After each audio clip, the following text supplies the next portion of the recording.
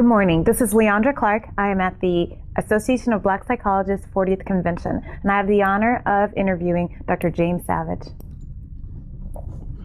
Good morning, Dr. Savage. Good morning. Well, I want to start out by hearing a little bit about your background, where you're from, where you grew up. Well, I grew up in Norfolk, Virginia. I was one of 4 children, and I went to high school there. It was quite segregated at the time in Norfolk, and my last year of high school, we went into a period of what Virginia called massive resistance, in which the governor closed down all the schools to keep from integrating. And so I had to attend school for a little while, for a month or so, in my church. And this church that I belonged to was a Baptist church, and my minister was very progressive. So he had the students who were out of school to come to the church to continue their classes. Wow. So, of course, the governor was ordered to reopen the schools, and so I was able to graduate on time and went on to Lincoln University, which is probably the oldest historically black university in the country, and it was, at that time, it was all male school, and I was one of 100 males who was selected to go there, and I played on the soccer team with other people from all over the world. I mean, most of the people, very few Americans were on the soccer team, and my roommate at that time was the first African I ever met. From Africa, right? He was from Sierra Leone. Elba Williams was his name, and so I left there. It was during the time of the war, and ended up, going into the Air Force during the Vietnam War, and during that time, I had an opportunity to meet a lot of really great and fantastic guys who I meet with once a year. Today we've been meeting for now over 40 years, right? And I cherish them as lifelong friends. And today I'm in Washington D.C. and I went there in Washington D.C. after I finished Northwestern University and psychology, and I went there to start the clinical program at Howard University, which is the first clinical program in a historically black university and college, and stayed there for about close to 10 years. And then I was asked to help start a doctoral program in clinical psychology at George Mason University. Wow. So I went there for about 3 or 4 years before I had this feeling, and it was like a spiritual move that told me to open up a clinic. And the last thing I wanted to do was go into clinical work, in terms of I wanted to be a full professor with tenure. That was my ultimate goal, right? But I had this strong, motivation to open this clinic, and I knew it was, something that was beyond me, because, I was coming up with every excuse not to do it. And the more I tried to excuse it, the more doors open and windows open, and eventually, the Institute for Life Enrichment was formed. And since that time, we've expanded from the one clinic to right now. Today we have 4, and one we're about to close down because of the change in the neighborhood. And at one time, when I first moved to Washington D.C. in 1972, the neighborhood where the clinic is now was 99% white, went to 99% black, and now it's 99% Hispanic. So, so we're, just don't have the Hispanic psychologists, and I see why the Hispanics are trying to build up their, association and increase their numbers within the field, because there are very few, Hispanic therapists, and so we are moving more into a better mixed neighborhood, in the sense of, and I said better mix, I mean just the numbers, not in terms of quality, and so we're, so that's where we are today, and at some point I plan to cut back on the number of people I see, and the amount of administration that I do, and sort of going to semi-retirement. Semi-retirement. Yeah. Okay. So, Dr. Savage, you mentioned the church as being a kind of an early influence, but what were some of those other influences that helped sustain you throughout your early schooling, your graduate school, and on to your career? I think my great grandfather, my great grandmother were early influences. My great grandmother taught me how to read, and she was a very astute collector of comic books, and she had me to read all of them. So she was a comic book collector, and at the same time, she was a person who could put together the most intricate puzzles, and so I used to love to just be with her. And I think those early years, I think my father was in the war at the time, so I think after he returned from over in the Pacific, where he was there with the United States military, I got to do a lot with him, and I think today we are still very, very close. Wow. And we tend to try to travel together, and I just saw how hard he worked as a person, and he taught me a lot, in terms of my maleness, and then I had one of those loving mothers. I mean, one of the kindest human beings I've ever known. So whatever sensitivity I have to humanity, I think I took most of that from her. And so those are some of the early influences, and my teachers are certainly. I have to sort of have to identify them as early influences, and I can think of the early elementary teachers who had me to help the other students to learn how to read, and I had learned very early, like I said, from my great grandmother, and so I would say, those are some, and friends, and I said some of my friends that I grew up with. Right. And then knowing that when you went to graduate college and graduate school, the political climate was just crazy. How'd you get through? Well, see, one of the things that I had going for me that a lot of young people didn't have going for them in college is that I had 4 years of military. Okay. And I had been through some rough times in the sense of, we was constantly on alert because of the war, the Vietnam War. And so, I mean, I learned how to tough it out, in ways that, other folk who didn't, have that experience of war and military, hadn't learned to do, So I didn't find, the university as rough as I think some of the other, young folk who were with me found it, because I had about 4 years of maturity, I think, on them that that they didn't have, right? And so even though I was sort of isolated, at Northwestern, but I found a lot of friendship within the city among the populace of the city, within the Black community. Okay. And I have a person there who I call my surrogate mother, who we are still in contact with each other. She lives down in Atlanta now. She's in an assisted living home, and her husband died about 2 years ago. And they were, matter of fact, he would come to the house and say, "Boy, you hear more than me," right?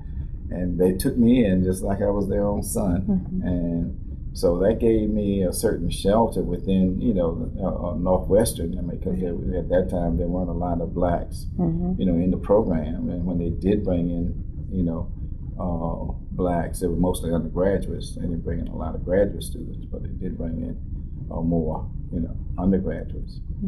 And so I got a chance to travel a lot. I had some research fellowships, so I had a chance to visit other places, and I can remember being at an educational testing service where I met Hector Myers, who's out here in California, and Sandra Smith, who is also here at the conference. Right, she had one of the research fellowships in testing, and so so I got a chance to meet other black folk. In 1970, I think, is when I went to my first ABSI conference. Tell us about that. How did you learn about ABSI? How did you come involved? I have no idea how I first heard about that conference, but I ended up there, and I can remember, where it was, and I can remember some of the people I met.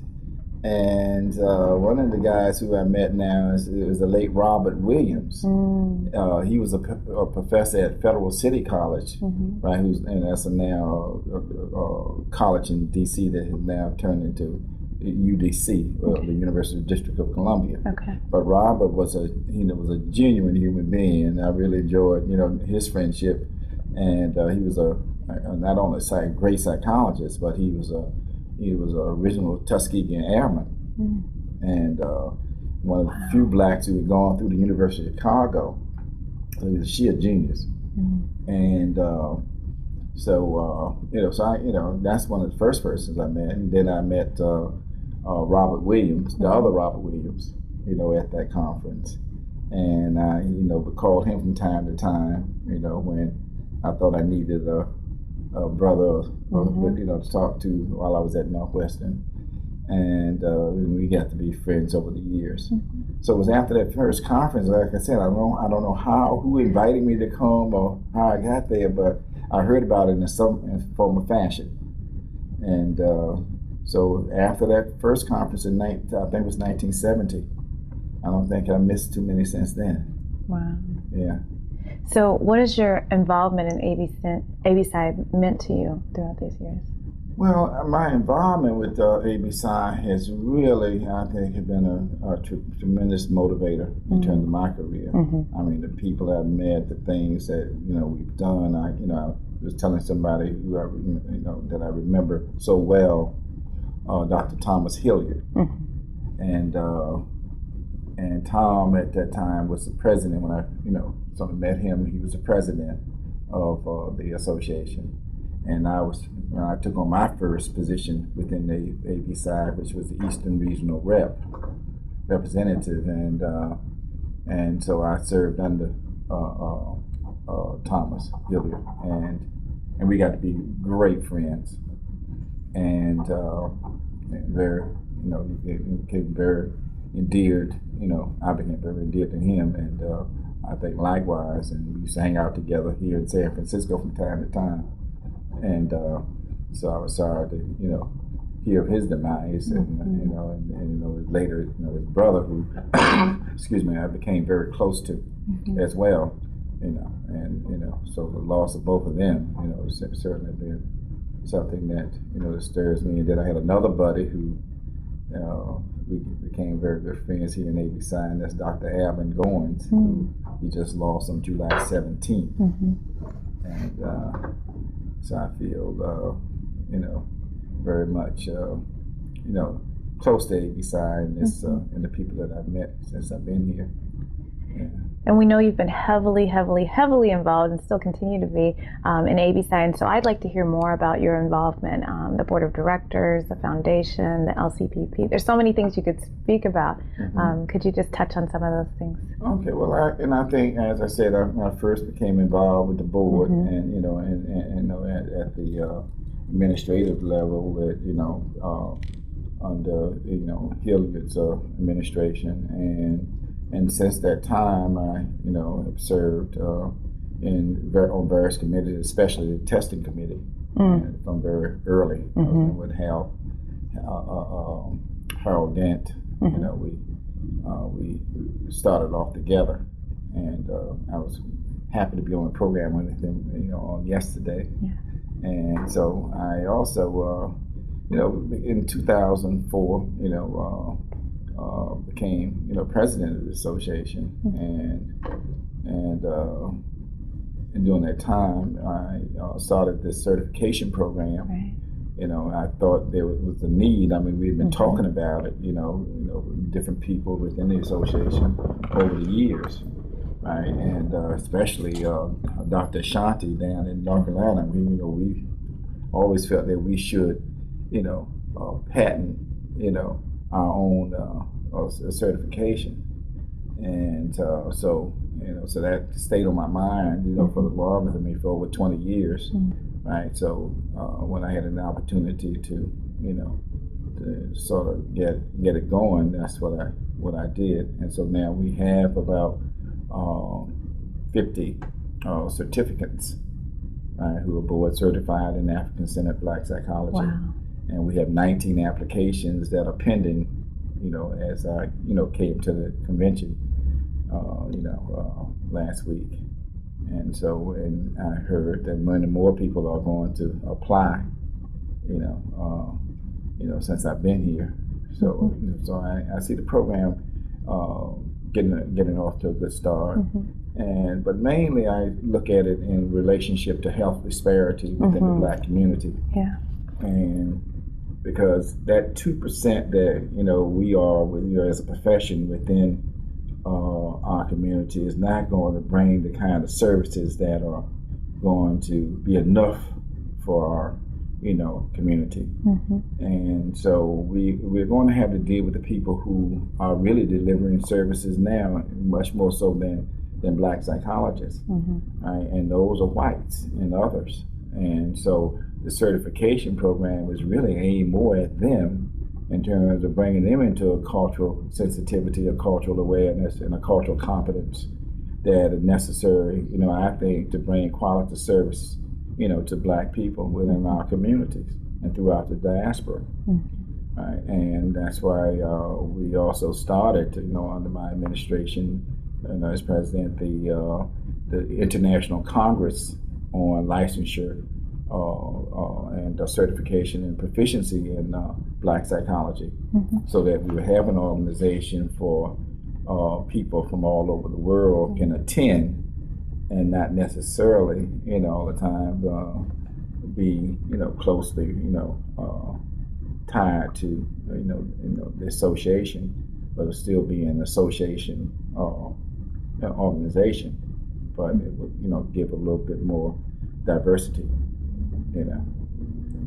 And how will these programs specifically help confront the challenges that we as Black people are experiencing today? How do you see that playing out over the next few years? Well, one of the things that's going on now in licensure, which I've been on the licensing board in the district now for, there's been 5 mayors of Washington, D.C., and I've served on the licensing board under 4 of those mayors, and of at least 3 as chair of the licensing board.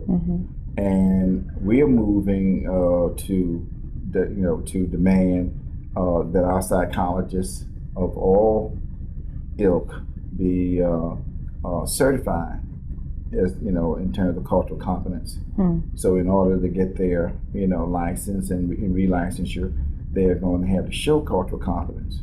The state of Ohio has moved in that direction, and so has New Jersey for its physicians. And the Association of State and Provincial Boards of Psychology, which sort of governs, not governed, but sort of is the umbrella organization for all of the state boards here in the United States and also Canada, are now moving in the direction of cultural competence, and they're going to be influencing a lot of the future of psychology in terms of demanding cultural competence throughout the boards across the United States. So we're going to have to be able to demonstrate that we are. And the certification, if I'm board certified as a certificate in Black psychology, I can show that I can work with Black people, right. And the board can, certainly we were moving in a position to try to influence the licensing board to accept our certifications, right? And so that anyone who has that certification can, use it, right, to serve, our people. If you don't have it at some point, you can't show that you're culturally competent, you won't be able to work in the Black community. And as you talk about the future of psychology and how ABPSI plays a role through these programs that ABPSI has created, which are they're genius, what advice would you have for early career professionals or advanced students who are about to enter the field? What are the things that they should be doing to prepare to serve Black people? Well, one of the things I preach all the time, and that is that you're not a psychologist unless you're a psychologist, and that means that you have to be licensed because every state demands that their psychologists are licensed as psychologists. And so I, tell students to learn as much about your state licensure process as you can, so that as you prepare to go through with your education, right, you can sort of prepare yourself for licensure. And for those early career people who have to get their postdoctoral supervision, right? To try to get that, and with people who are certified as competent within their community. And so I can see how the board certification will work in that direction as well. For early career psychologists, in order to get their license, they can work under these board certified psychologists. So you talk about the new developments and the new programs, which are very exciting in ABSI. What are some of the challenges that you think we're confronting as an organization right now? Well, I think the biggest is to have a permanent structure for our organization. I really believe in having a major external boundary, and that is some building, right, that we can house everything in terms of administration, in terms of records and so forth, right? I just think that we really need to have a place to be. We need a home. A home is important. Yes. So considering all of your involvement across the years, your career, your involvement in ABSI, what are some of your hopes for the future, for this organization, for students, for the new life of the organization? Well, I would hope that we can grow in membership, and I would hope that we will be able to provide for our members all of the things that they find necessary to advance their career, maintain their career. I would hope that in the future, we will see psychologists serving our people on out there in the community, like not behind closed doors all the time, but out there on the street corners and anywhere you can find our people. You can find a black psychologist or a culturally competent psychologist to work with our people. And I think we're going to have a real hard time, given the number of jailed African Americans, right? That that's going to be a problem for a long time. And I think we're going to really need psychologists to help us to get through this morass. Yeah. Right, because I think it's really, right now, it's really finding a very debilitative effect on our community. Having so many males taken out of the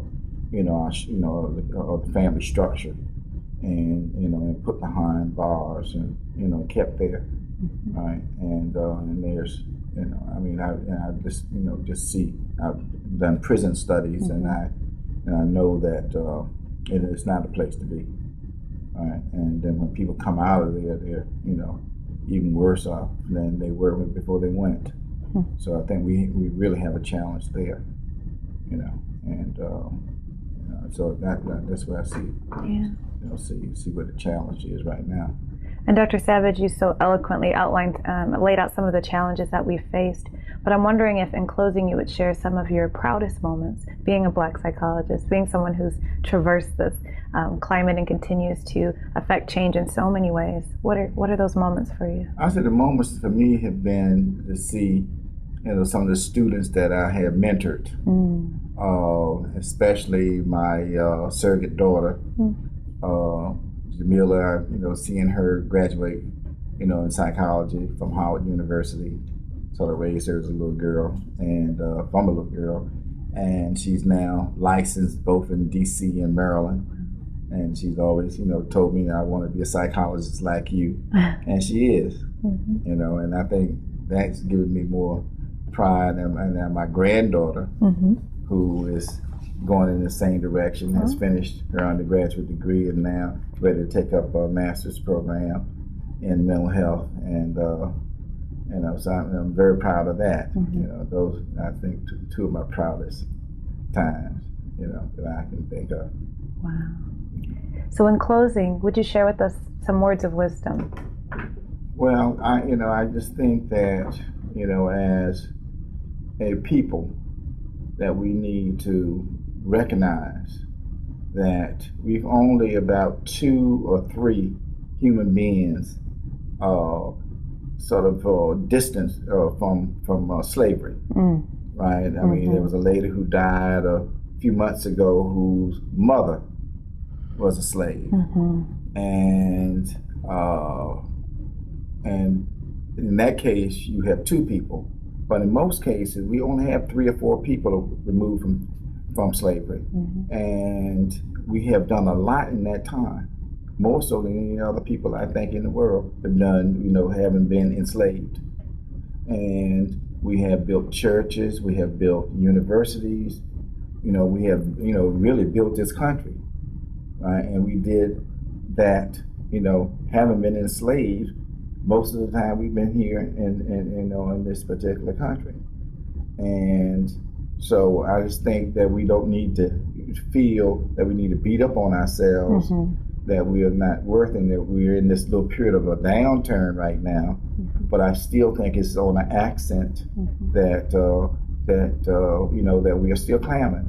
We're climbing Jacob's ladder, and and for us not to give up as a people. And that's where the message I think Black psychologists have to get out there to the people, that we're not going to give up. Well, thank you, Dr. Savage, for reminding us that message. That's really important. Thank you for your time today. All right, thank you. This is LeOndra Clark, and I've been interviewing Dr. James Savage. We're at the 40th Annual Convention of the Association of Black Psychologists. Thank you for tuning in.